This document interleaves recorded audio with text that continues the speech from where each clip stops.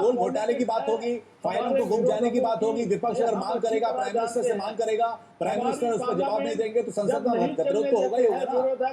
तो वो क्यों ये करते हैं ये भी हम समझते हैं, लेकिन इस देश को एक शांतिपूर्ण और सच्ची और मजबूत सरकार देना ये हमारा दायित्व है।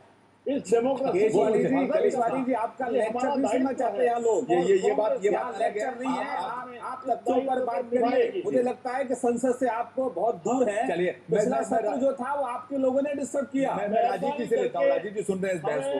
राजीव जी, एक मेरा सवाल वही था, पार्टी अक्रॉस द लाइन बात है, इसमें तमाम नेता हैं, तमाम पार्टियां जो कि देती हैं, जानते हैं जेडीयू भी उसमें शामिल है, ऐसे लोग हैं। आप क्या इनको सुनिए भाई, मेरी बात सुनो। ये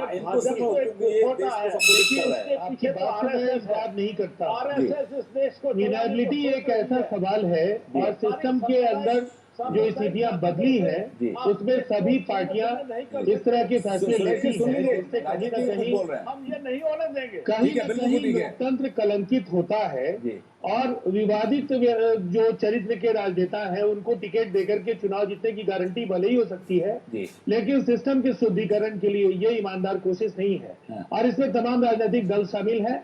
हमारे दल से भी कुछ ऐसे फैसले हुए होंगे जिन पर विवाद हो रहे होंगे, लेकिन एक बात मैं जरूर कहना चाहूंगा, जो देश की दो बड़ी पार्टियां हैं और इस बहस में जो कुछ उभर करके इनका आ रहा है, इस जो परिस्थितियां हैं उसमें कोई बड़ा समाधान ये दे पाएंगे ये कहीं उम्मीद नहीं जगा पा रहे हैं। इसलिए कि भारतीय जनता पार्टी लंबी चौड़ी बातें कर रही है, तो जो गुजरात में उनके मिनिस्टर्स एसआईटी के दफ्तरों के चक्कर लगा रहे हैं, एसआईटी उनके बयान रिकॉर्ड कर रही है।